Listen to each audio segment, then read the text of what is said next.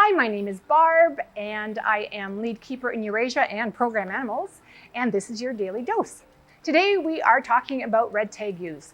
We have one red tegu at the Calgary Zoo. She was a locally abandoned animal, and when we ended up with her, she had quite a lot of health issues. So over the years we've been working on those health issues, and you're going to see a bit of what we have to do with her daily, sort of to mitigate those health issues.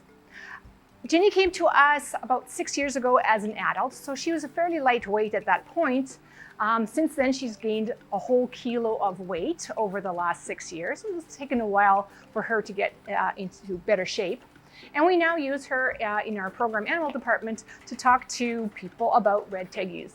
I think what happens a lot of the time is that people really want a certain lizard as a pet, and what people really don't know is what they're getting into. Tegus can grow to be quite large, they can grow to be quite ferocious eaters, and it takes a lot to have a pet like this, and I think that's ultimately why she was probably abandoned.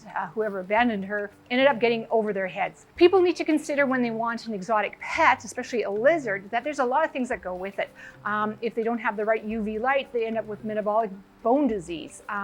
They need different heat gradients, so it can be a very costly endeavor, and then the food on top of that can be something else too. So we really encourage people, if you're going to be getting something like a reptile, please do your research and your homework before you do so, to know what you're getting into. There will be cost involved, and we really encourage you to look at that really carefully before you go out and purchase a reptile. So this is Ginny's habitat. It's quite large. You can see that she's off in the corner right now taking a little siesta underneath her heat lamp.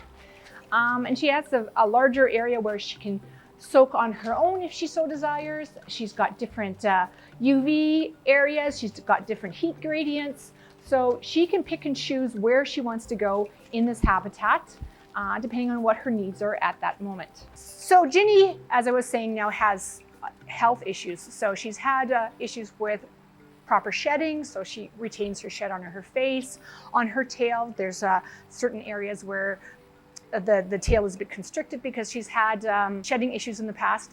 And then most recently, she's had a lot of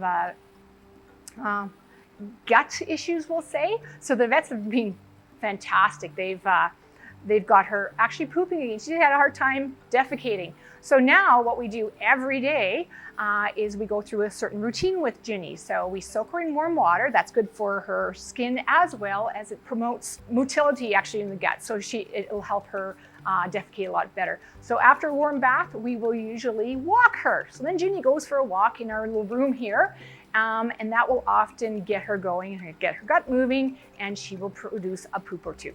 After that, we'll often put her back into enclosure. She gets a meal because a warm bath and a walk, hey, makes you hungry, right? So at that point, she will go back home and she will have her dinner.